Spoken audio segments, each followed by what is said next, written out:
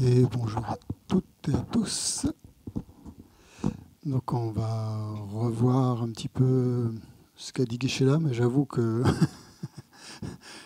c'est tellement clair ce que Geshe-la a dit que qu'est-ce que je pourrais ajouter de plus, hein, donc qui n'a pas été dit, mal redire ce qui a été bien dit, donc c'est pas trop d'intérêt pour vous. Je pense que vous avez tout compris, qu'il n'y a pas vraiment de choses à éclaircir, juste peut-être des petits points. Donc en fait, moi, ce que je vais faire, je vais simplement vous souligner les points qui m'ont frappé ou qui m'ont un peu interpellé ou qui m'ont, je ne sais pas comment dire, mais que je trouve un peu intéressant.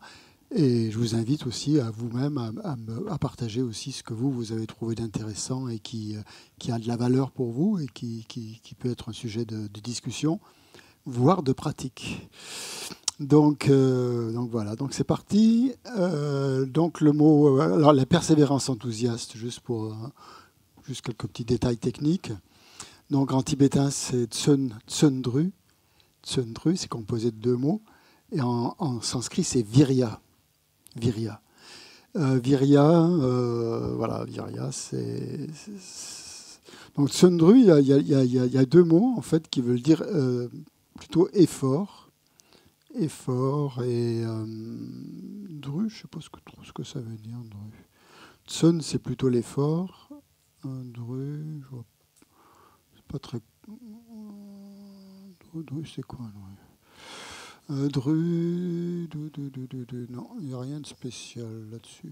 Donc c'est en fait un seul mot, quoi, on va dire. Ah mais oui, j'ai oublié. L'enthousiasme, voilà, le zèle, l'enthousiasme, la diligence. Donc on a utilisé plusieurs mots en langue occidentale pour traduire cette idée de tsundru, d'effort. Il y a à la fois le tsun qui veut dire effort et dru qui veut dire enthousiasme. Donc voilà, c'est pour ça qu'on traduit par persévérance enthousiaste.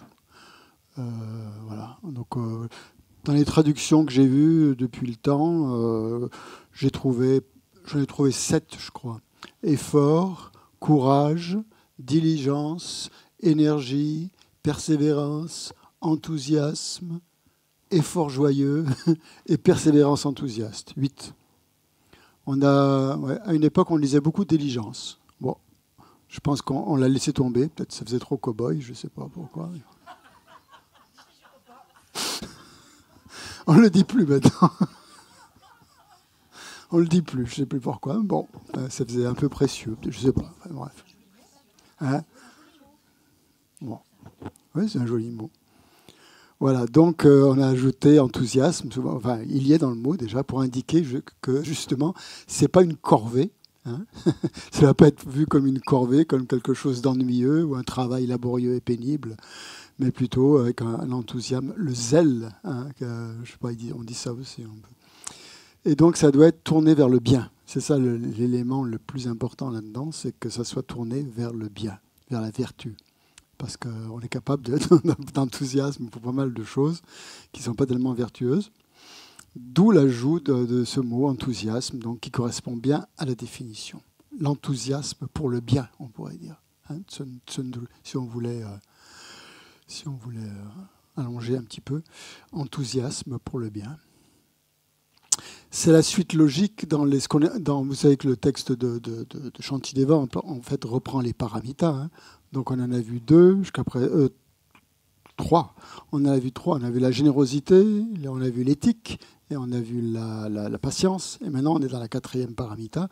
On est dans la persévérance enthousiaste. Et l'attention n'est pas une paramita d'après. La concentration, pardon. Oui, la concentration, c'est la prochaine. C'est dans l'ordre, hein, dans l'ordre des paramitas. Vous savez, il y a un ordre logique dans les paramitas. On commence par la plus facile et on finit par la plus difficile. Hein. La générosité, c'est facile, paraît-il. Ça dépend pour qui. Bon, bref, je ne vais pas faire Donc la générosité est la plus facile. Et ensuite, il y a l'éthique, ensuite la patience, et ça devient de plus en plus difficile. Donc,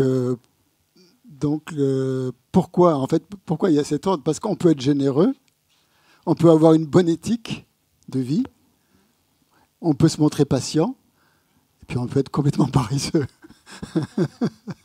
Donc, c'est pour montrer que voilà, si on a juste les trois premières, la générosité, l'éthique et la patience, c'est certainement très très bien, mais ça ne va pas nous mener à l'éveil.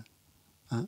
Parce que si on est encore paresseux, si on n'a pas cette diligence, tiens, ça vient bien là, cette persévérance, et ben, finalement, nos qualités, elles vont en rester là quelque part.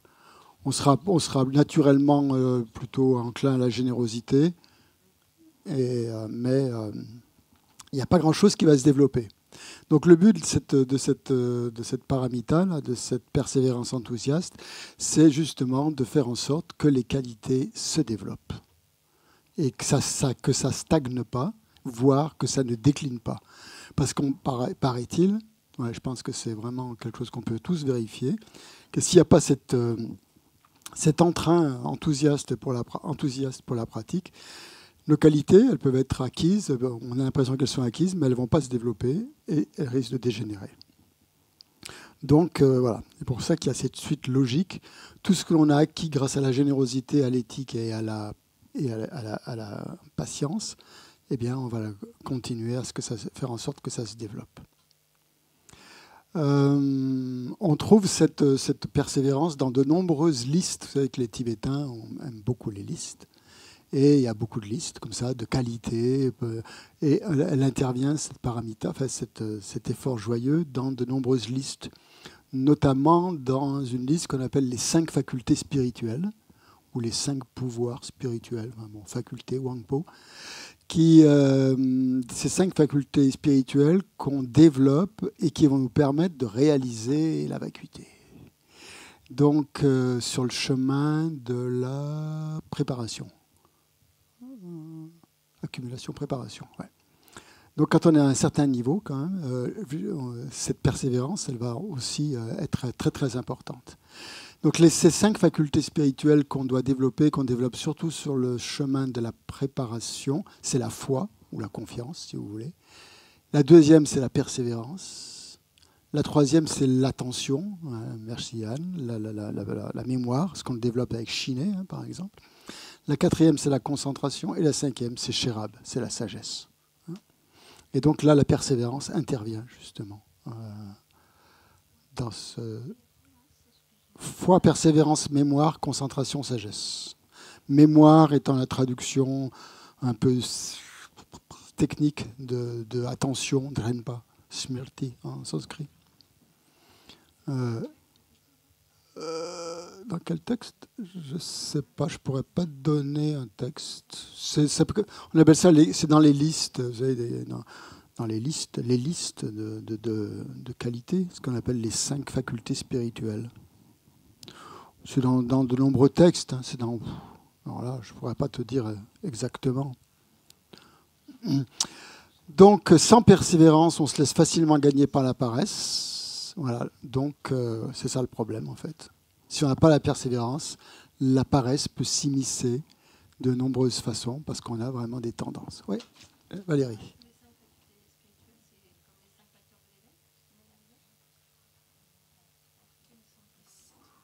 C'est les 37 facteurs de l'éveil, ça. Peut-être qu'elles y sont dedans. Ouais. T'as bien, oui, peut-être bien. Ah, ok. Oui, je pense qu'elles y sont, elles en font partie. Tout à fait, merci, oui. Oui, tout à fait. Donc voilà, sans persévérance, on se laisse facilement gagner par la paresse, et ça vraiment, donc c'est pour ça qu'il faut la développer. Et pourquoi est-ce que la paresse est un obstacle? Ça vous paraît évident que c'est un obstacle? La paresse, c'est un obstacle. Parce qu'on perd son temps, on remet à plus tard, on prend de mauvaises habitudes, on entretient de mauvaises habitudes, et on ne va pas acquérir de mérite. Et des mérites, on en a besoin. C'est ça le problème de la paresse, c'est qu'on ne va pas acquérir de mérite. Et les mérites, c'est un peu le carburant quoi, qui va nous faire avancer jusqu'à l'éveil. Dans les textes, il donne trois problèmes à la paresse, trois raisons pour lesquelles la paresse est un obstacle. La première, c'est que ça empêche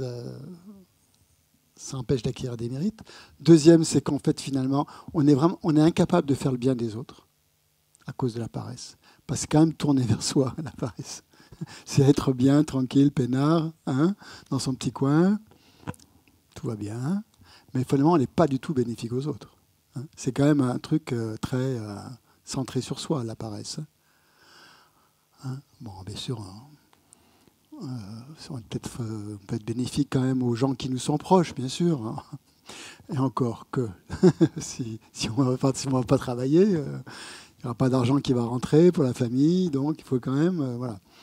Donc on sera vraiment... dès qu'il y a la paresse, finalement, on n'est pas utile aux autres. Ça, je trouve ça intéressant comme truc. Si y a la paresse, on n'est plus utile aux autres. On n'est même pas utile à soi-même. Je crois qu'il l'a dit Geshe-la au début. Puisque finalement, on n'acquiert pas de qualité. On est utile à personne, quoi. Ça, c'est un constat, je pense, qui est assez intéressant. Mais bon... bien sûr, le dernier, c'est qu'on n'atteindra pas l'éveil. C'est impossible d'atteindre l'éveil sans persévérer. Ça, c'est complètement impossible. Il ne faut même pas y penser. Donc, parler de vouloir atteindre l'éveil, faire des prières, et puis bon, voilà, sans rien faire, juste comme ça un petit peu, c'est pas très concluant. Et Geshe-la a cité un texte, je crois que c'est l'ornement des sutras, où Maitreya dit que grâce à la persévérance, on élimine, vous savez, cette vue de la collection transitoire, là, hein, la vue d'un soi personnel, grâce à ça. Donc ça veut bien dire, ça veut dire vraiment, sur les 37 facteurs de l'éveil, sur le chemin de la préparation, elle va nous aider à réaliser la vacuité. C'est-à-dire à éliminer cette vue du soi personnel, cette croyance à un soi personnel. Et si on élimine ça, ben on atteint la libération. Voilà. Donc ça, c'est intéressant aussi, que grâce à cette persévérance, ben finalement, on va se libérer. Hein. Et dans le sutra requis par Sagaramati, il est dit, j'aime bien ce petit slogan, là où se trouve la persévérance, il y a l'éveil. Pas mal, hein, comme slogan. Là où c'est dans le sutra requis par Sagaramati. Sagaramati, c'est un sutra mahayana. Là où se trouve la persévérance, il y a l'éveil. Bon, si ça ne vous motive pas... je suis allé voir aussi dans l'Abhidharma pour avoir les définitions. Il faut toujours revenir à l'Abhidharma, c'est quand même notre texte de base pour les définitions. Donc l'Abhidharma dit que la persévérance est le remède à la paresse. C'est le remède à la paresse, la persévérance. Donc si on cherche un remède à la paresse, c'est celui-là. Et ils le définissent comme la définition de l'Abhidharma, un profond enthousiasme pour le bien. Joli, ça aussi. Bon, j'essaie de vous donner des pistes. Et l'ornement des sutras aussi, de Maitreya, dit « c'est aimer faire le bien ». Voilà, donc c'est l'enthousiasme à accomplir des actes vertueux qui sont contraires à la paresse et qui font du bien à soi et aux autres. Donc, comme l'a dit, comme on l'a vu dans le Lamrim, mais partout, hein, il y a 3 formes de paresse, vous les connaissez.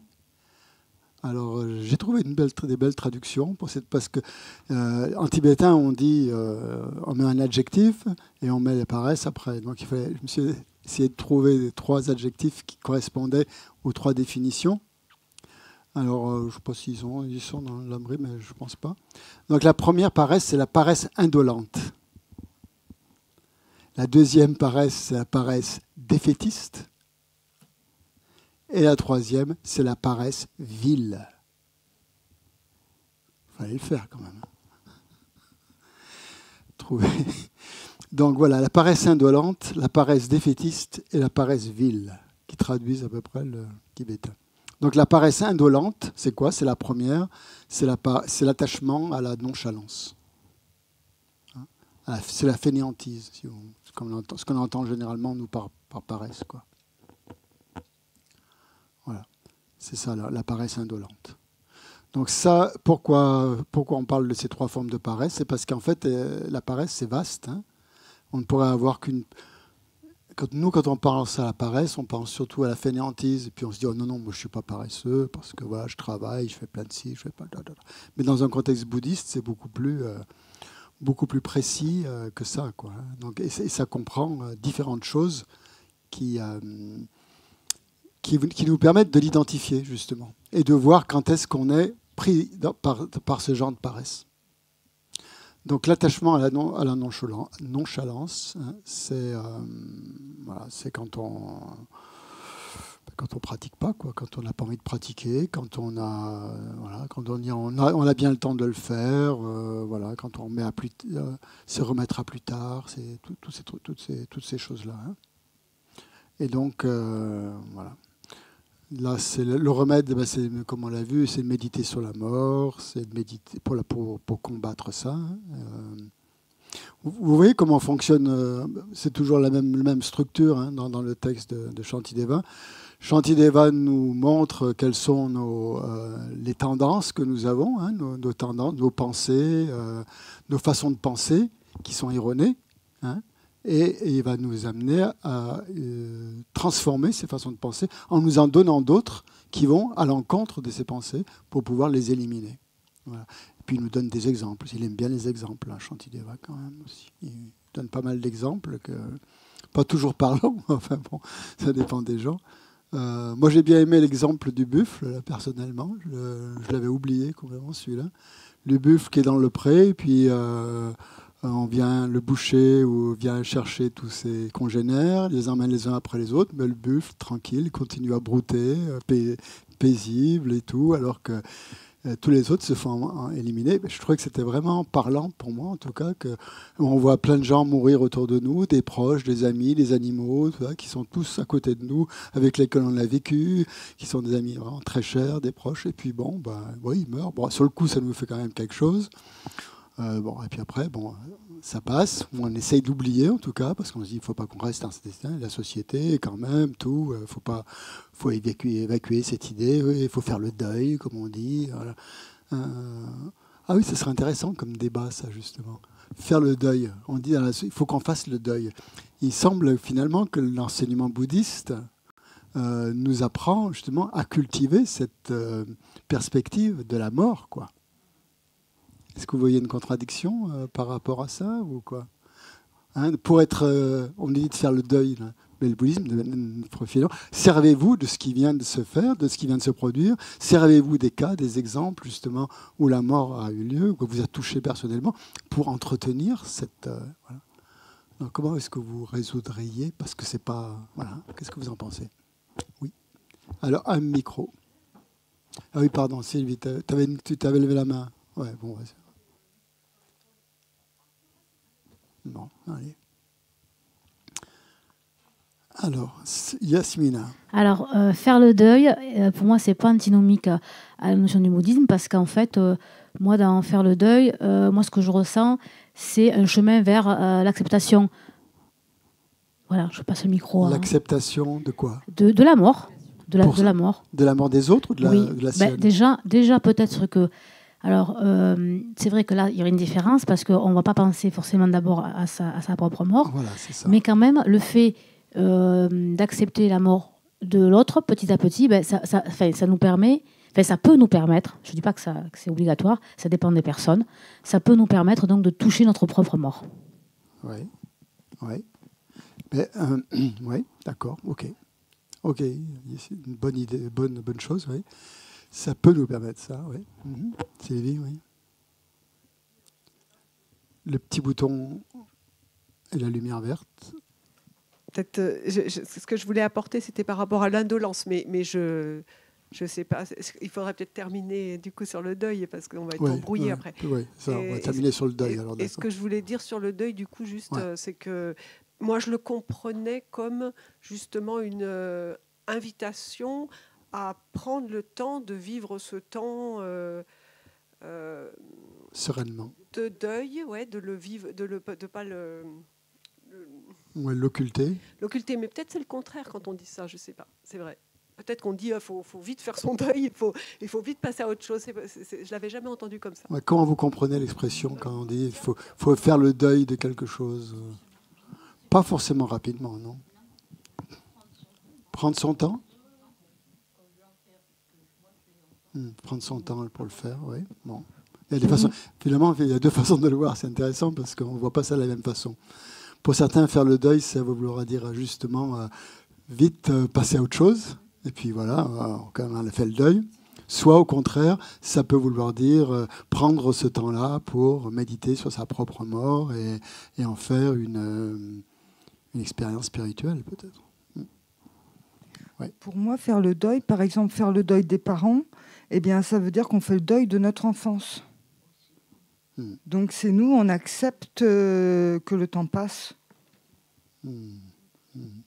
Ça coupe l'attachement, alors peut-être aussi aux parents. Moi, du coup, ça coupe l'attachement à comme si on rendait autant, en fait, un peu, ça coupe l'attachement. Et ça fait grandir. Bah oui.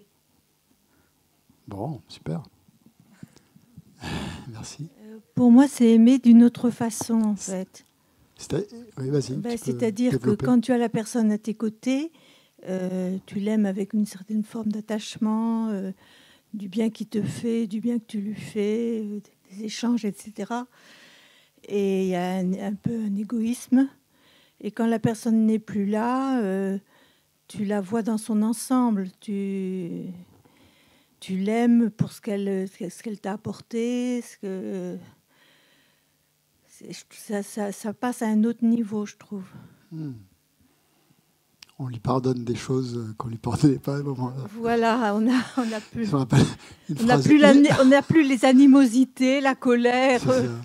Il y a une chanson de Brassens où il dit « Les morts sont tous de braves types ». C'était en premier, je le fais après.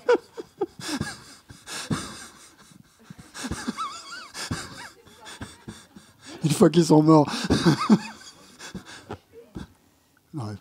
C'était pour dédramatiser. Brassens, il y a beaucoup dédramatisé, justement, ce côté-là. Oui. Alors moi, je pensais faire son deuil, c'est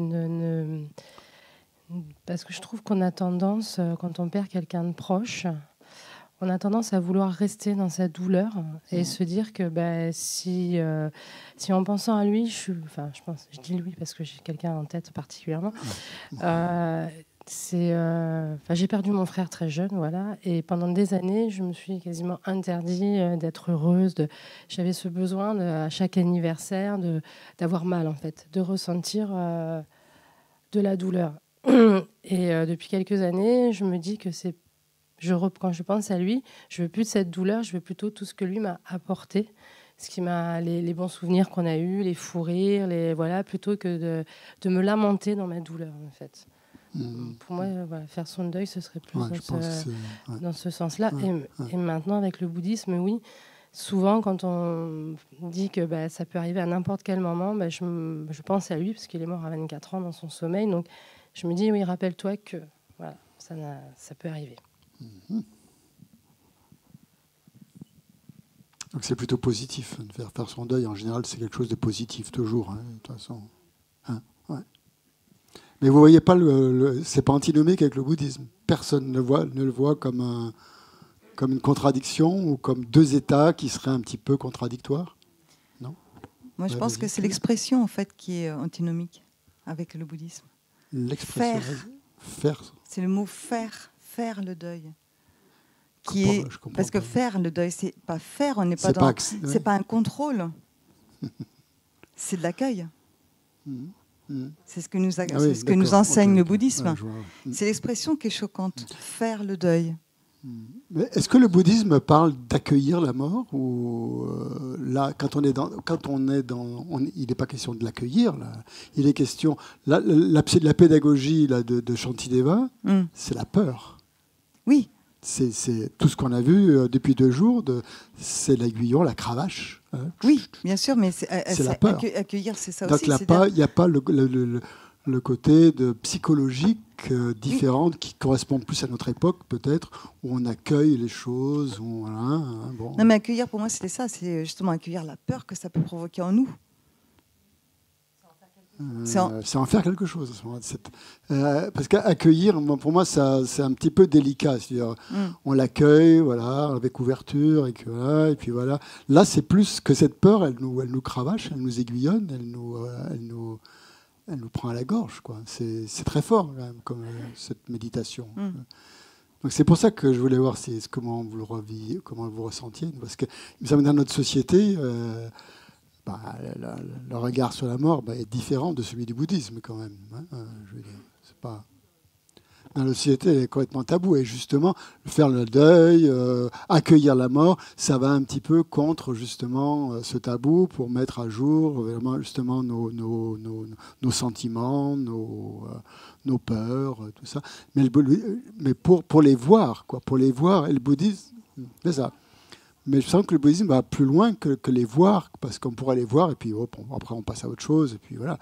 Mais c'est s'en servir finalement comme un aiguillon, quoi. C'est comme on disait, une cravache pour nous faire pratiquer, quoi, pour pratiquer. Ouais. Alors moi, je suis assez, ça me parle plutôt ce que disait aussi Yasmina et ça c'est Martine.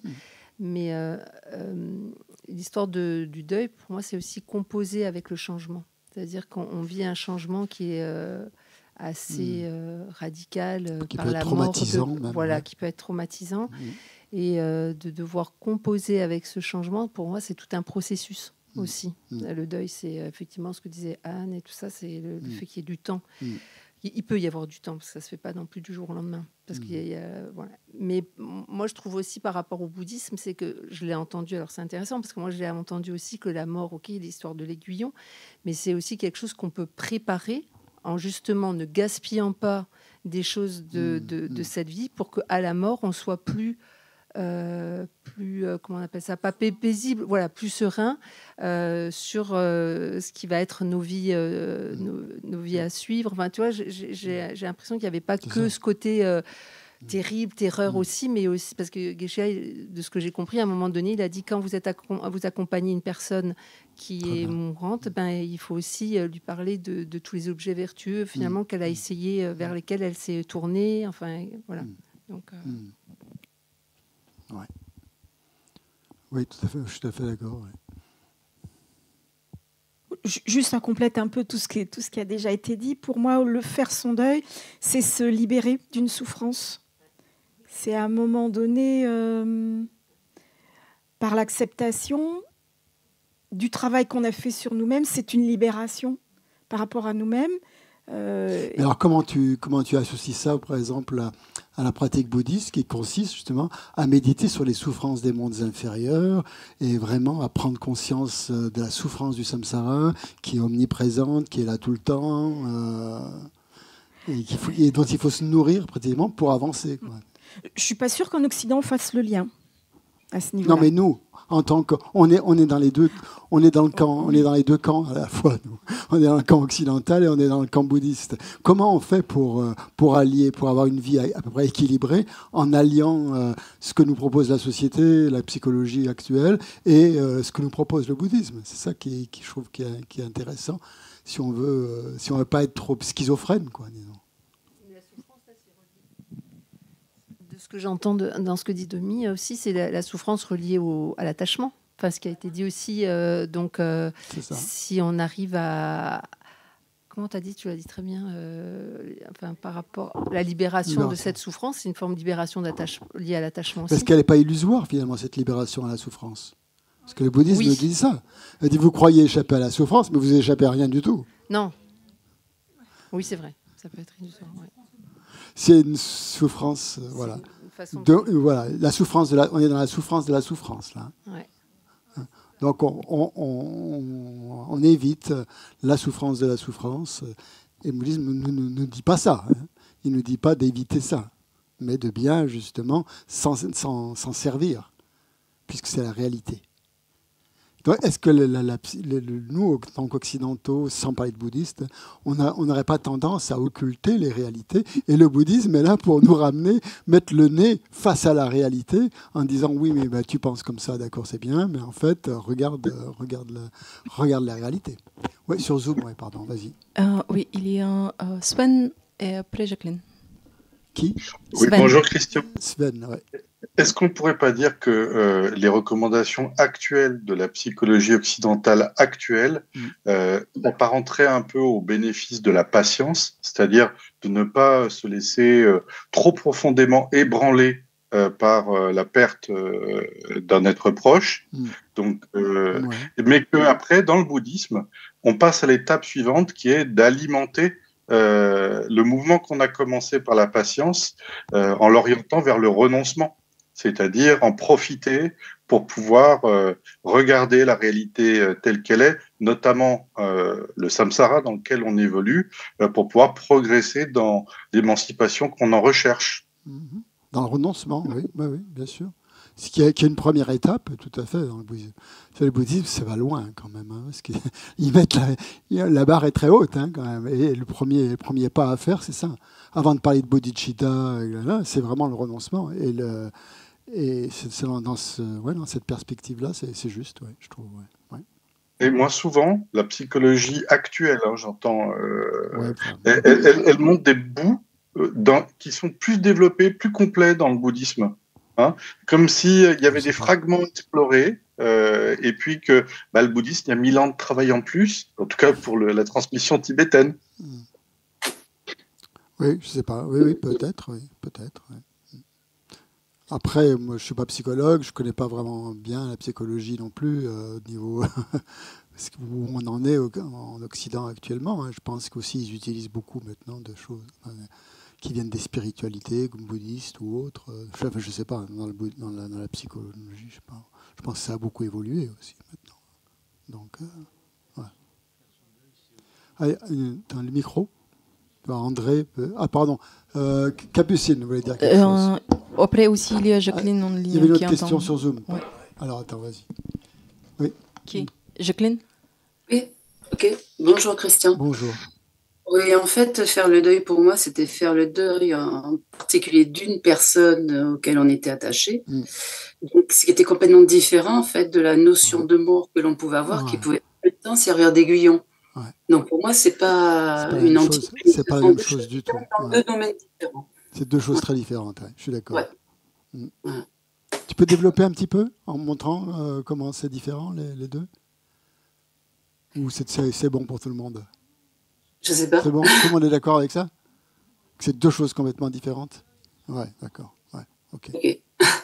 Merci. Ok, très bien. Oui. Ce que je comprends du deuil tel qu'il est perçu, là, il y a toujours un peu cette idée sous-jacente de passer à autre chose, en fait. Faire le deuil, donc passer à autre chose, alors que le bouddhisme nous dit non, justement, utiliser, en fait, ce moment. Il ne s'agit pas de passer à autre chose, mais d'imprégner vos vies de... ça me fait penser à la célèbre phrase de Milarepa qui dit je suis parti dans les montagnes parce que j'avais peur de la mort, en fait. Je suis allé méditer dans les montagnes parce que j'avais peur de la mort. Et c'était comme une fuite, en fait. Et il avait peur de mourir parce que, à cause de son karma. Et maintenant que j'ai pratiqué, que j'ai atteint des réalisations, maintenant, je n'ai plus peur de la mort. Donc peut-être c'est ça peut-être le but aussi dans le bouddhisme. C'est-à-dire qu'on arrive, comme tu disais, Valérie, je pense, de manière sereine au moment de la mort. On dit ça aussi dans le Lamrim, vous savez que le meilleur des pratiquants, il est content quand la mort arrive. Celui qui est moyen, il voit ça comme un pique-nique. Un peu. Il est content de partir en pique-nique, quoi. Et, parce qu'il abandonne ce vieux corps il va en prendre un nouveau et il va continuer à pratiquer. Voilà. Ouais. Il y a Benoît? Non? Tout le monde a parlé, non? Là, tout le monde a dit quelque chose. C'était le but, en fait. Voilà. How to enjoy death. Ouais. Oui, je voulais juste dire que pour moi, tout est dit dans la prière de Lama Zopa. Pour le prompt retour de Lama Zopa Rinpoche, lorsqu'on dit quelle terrible perte, et juste après, mais quelle terrible joie de savoir, enfin pas joie, mais de savoir que grâce aux bénédictions de l'interdépendance et les vagues de bénédictions des Bodhisattvas, on aura une nouvelle réincarnation. Voilà, je pense que tout est dit là-dedans, quoi. Il y a forcément ce moment de perte et de souffrance, et qu'après, donc, on l'utilise pour la suite. Ouais, c'est une vision assez saine. Oui, donc, oui, dans la psy, ça me faisait penser, on parle peut-être plus. Tu mets le micro plus près de ta bouche. Voilà, je dirais dans la psy, on parle peut-être plus de petite mort ou d'équivalent de la mort qu'à une séparation. C'est-à-dire séparation d'une personne, on meurt à quelque chose, c'est-à-dire on change d'habitude, vous voyez ce que je veux dire, quelque chose comme ça. Et par contre, après, sur la mort finale, la mort, la fin de la vie, je trouve qu'on l'évoque beaucoup moins, quoi. Et une fois, je peux vous raconter quelque chose que j'ai vécu dans un groupe de parole, on va dire, un groupe où la parole était libre. J'ai évoqué ça, j'ai dit, tiens, moi j'ai peur de la mort, nanana. Tout de suite, on m'a mis dans la figure, oh ben non, tu peux pas parler de la vie au lieu de parler de la mort. C'est pessimiste. Voilà. Et je trouve que c'était plutôt un groupe de thérapie de groupe. Voilà, et la mort finale, en tout cas, moi, j'ai fait un peu de psy. Souvent, la mort finale, la mort de la fin, ils veulent pas trop l'aborder. Ils voient plutôt ça comme des séparations, des équivalences de séparation. Tous les moments, en fait, où après, c'est aussi juste parce que pratiquement à chaque seconde, on change aussi. Donc, tous les jours, il y a des petites morts aussi. Peut-être, ça aussi, c'est intéressant aussi de le remarquer. Je ne sais plus qui, c'est peut-être toi qui nous avais dit une fois ou quelqu'un d'autre. Remarquez vos moments de... Essayez de repérer, d'avoir de l'attention pour les moments de la mort de tous les jours. Peut-être qu'on est plus ça en Occident, quoi. Voilà. Ok, donc j'en reviens à cette idée du buffle, là, justement. Je trouve que c'était une image parlante, en tout cas pour moi, c'est un peu la situation dans laquelle on est. On voit mourir tous les gens autour de nous et on essaie de vite faire le deuil pour ne pas être trop affecté, finalement, par cette expérience. Alors que là, Shantideva nous demande vraiment de se servir de ces moments-là pour bien... penser à ce qui nous attend, quoi, et de ramener ça à soi. C'est ça qui est le plus important, c'est de ramener ça à soi, justement, pour voir comment on se situe par rapport à cette expérience, quoi, par rapport à ce moment-là. Puis dans le bouddhisme, je sais pas, non, je ne veux pas en parler de ça, c'est pas la peine.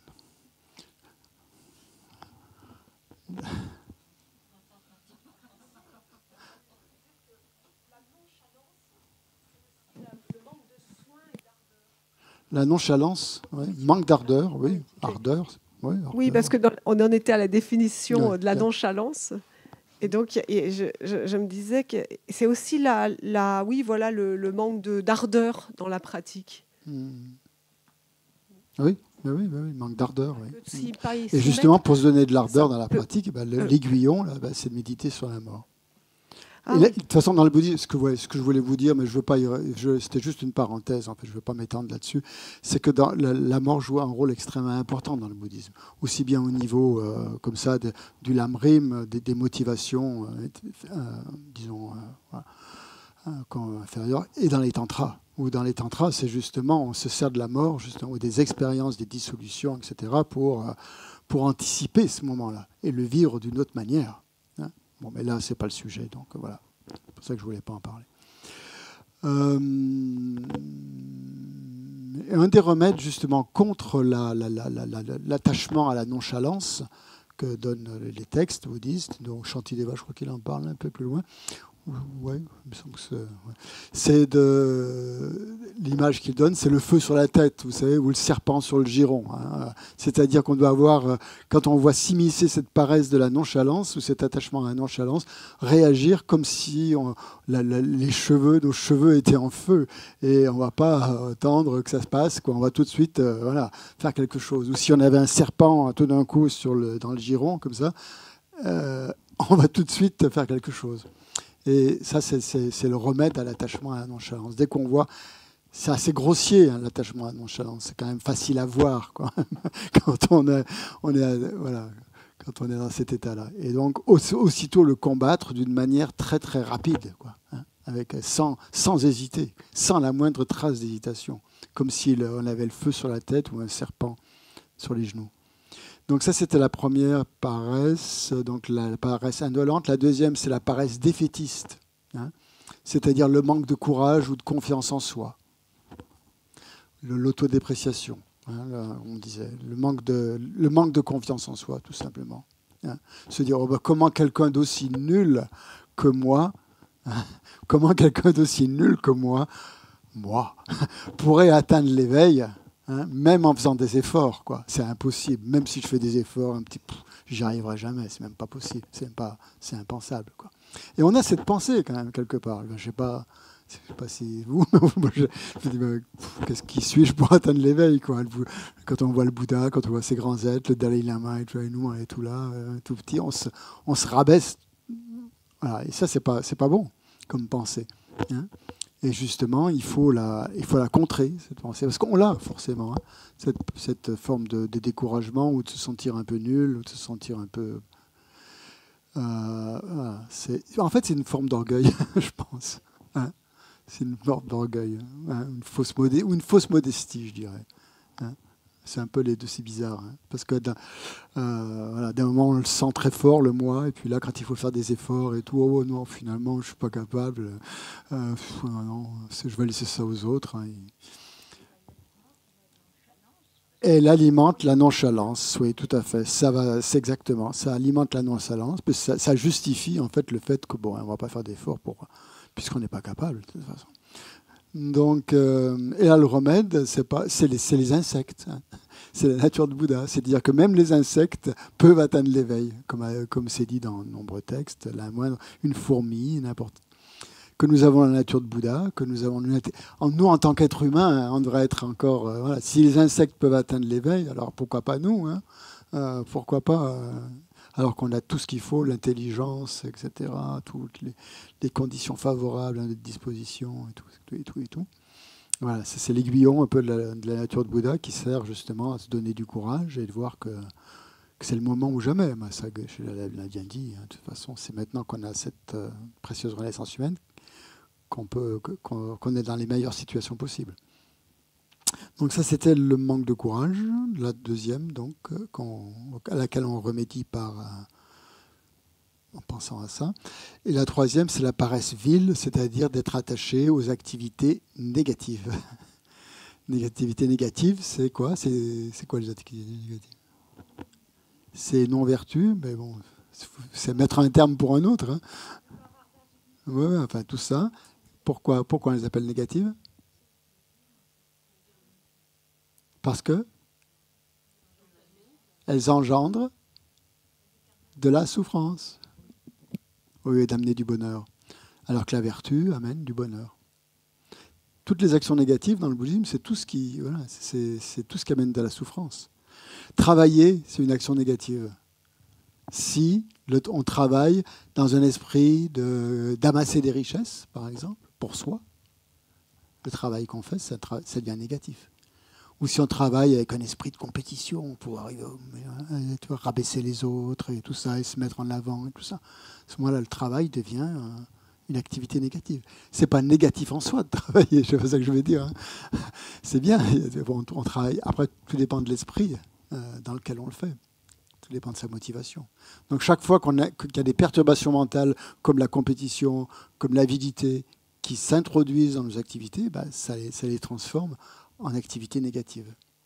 Donc en fait, les activités négatives, c'est toutes les activités qui sont source de souffrance à cause des perturbations mentales. Hein, ce n'est pas l'activité elle-même. Donc cet attachement à des activités négatives qui sont plutôt soit qui contribuent à l'indolence, comme tu dis, ou qui nous maintiennent dans la souffrance. Une autre image, moi, que j'ai trouvée très évocatrice aussi dans ce week-end, c'était qu'il n'y a pas d'issue, quoi, en fait. C'est bien prendre conscience de ça, que toutes les issues sont fermées, quoi, dans le samsara. Tant qu'on n'a pas pris cette décision de vouloir se libérer et de sortir du samsara, l'émergence définitive, là, comme disait la Mayeshe, il n'y a pas de sortie, quoi. On est prisonnier dans ce cercle vicieux. Finalement, les seules sorties pour nous, c'est quoi? C'est la mort. C'est le seul moment où on va quitter cette situation, peut-être pour certaines personnes, avec un corps humain, où il y a une vie, un esprit, où, je sais pas, il y a plein de souffrances. Il y a des gens qui aspirent à mourir, quoi. Pour eux, la mort va être une issue, hein, du samsara. Mais ça n'est pas une. Hein. C'est une fausse issue, bien sûr. Mais ça peut apparaître, justement, on peut se dire, il y a une issue, c'est de mourir, parce qu'on va avoir un nouveau corps, et voilà, tout va, dans la vie prochaine, ça ira mieux. Donc on a cette espèce d'illusion, on peut avoir cette espèce d'illusion que finalement, il y a une issue, il y a une porte de sortie au moment de la mort. Mais en fait, c'est complètement à l'heure. Sauf si, de votre vivant, grâce à la persévérance enthousiaste, vous avez réalisé la vacuité, vous avez, voilà, alors là, à ce moment-là, au moment de la mort, vous faites ce que vous voulez. Je ne sais pas si on peut faire ce qu'on veut. Oui, je pense. Là, à ce moment-là, vous faites plus ou moins ce que vous voulez. Mais en tout cas, il y a une issue à ce moment-là. Vous atteignez la libération. Voilà. Donc, voilà, là, il y a une véritable issue. Parce que l'illusion, elle est tombée. Sinon, dans notre cas à nous, on va aller vers cette issue au moment de la mort. Mais après, on retombe automatiquement. Et depuis des vies. Sans commencement. Donc, quand on prend vraiment conscience de ça, que même la mort n'est pas une issue, on pratique, quoi. On pratique, il n'y a plus que ça à faire. Et le dernier point que je voulais aborder, avant de terminer, c'est que, comme l'a dit très très justement Geshe-la, attention donc de pas être, quand on dit ne pas perdre son temps, de ne pas tomber dans un extrême, quoi, en fait, en se disant oh là là, il faut de devenir extrêmement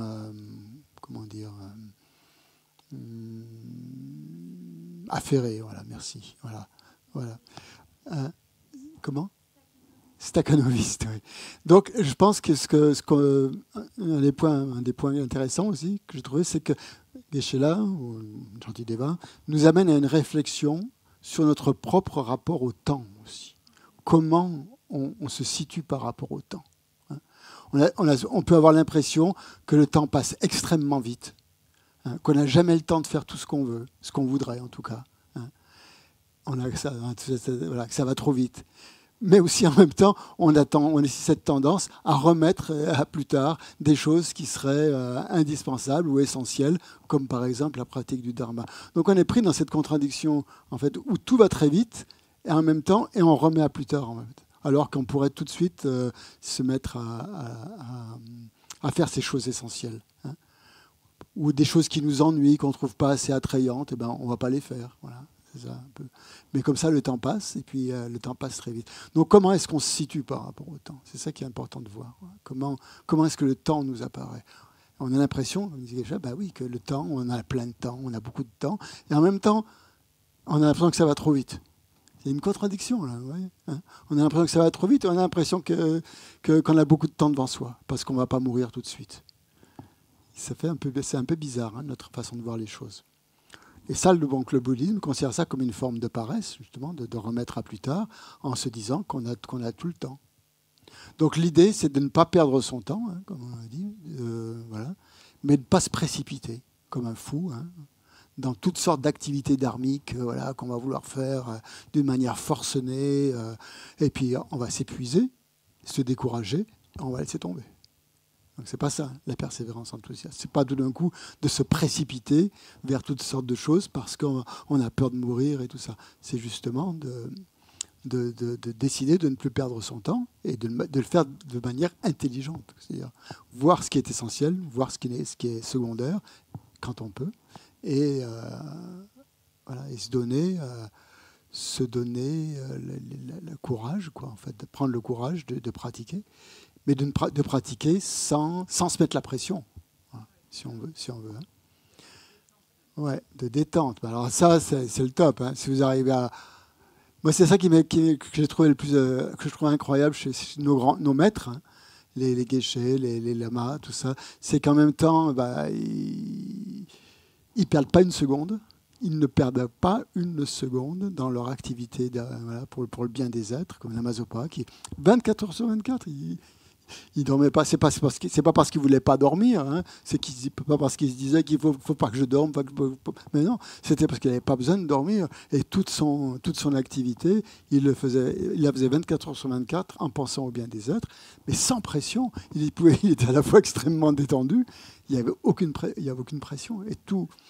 Et là, en retraite en Inde, j'ai pu côtoyer beaucoup de geishés qui faisaient la retraite avec nous. Et c'est ça que j'ai trouvé le plus incroyable chez eux. Tous, c'était vraiment des grands pratiquants. Ils étaient hyper détendus et ils ne perdaient pas une seconde. Ils ne perdaient pas une seconde, mais pas sans pression. Sans pression. C'est-à-dire qu'ils pouvaient prendre leur temps pour boire un thé, rigoler, faire quelques plaisanteries, mais en même temps, dans leur esprit, il y avait toujours... Je ne sais pas où ils en sont dans leur pratique. Ils étaient peut-être libérés du samsara, sûrement, j'en sais rien. Mais il y avait cette persévérance enthousiaste. Et ça se sent quand des personnes, quand des pratiquants ont ce niveau. Parce qu'en même temps, ils sont détendus, et en même temps, ils ne perdent pas leur temps. Donc ça aussi, c'est une contradiction. Ça en fait beaucoup. Oui. On va terminer. Oui, pardon. Dernière, oui. C'est juste une question que je ne sais pas si... comment, dans notre vie, on a, par exemple, si on doit aider quelqu'un, ou je sais pas, ou on a envie de...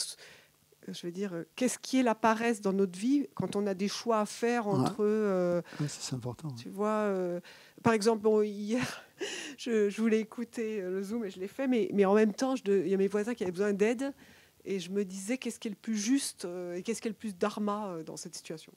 Aider les voisins ou écouter l'enseignement. Personne ne répondra à ta place. Surtout pas moi. Donc, c'est à toi de voir. C'est à toi d'analyser. Hein. Geshe-la nous demande d'analyser, justement. Hein, c'est ça qu'il faut analyser. Personne ne te donnera la réponse. Hein. Ouais. Oui, André. Oui. Dans le temps, j'avais une petite entreprise, mais le temps de pratique, finalement, était extrêmement réduit parce que le matin, j'étais très tôt, le soir, très tard. J'arrivais à la maison, les enfants, il y a la maison et tout ça. On pratique quand ?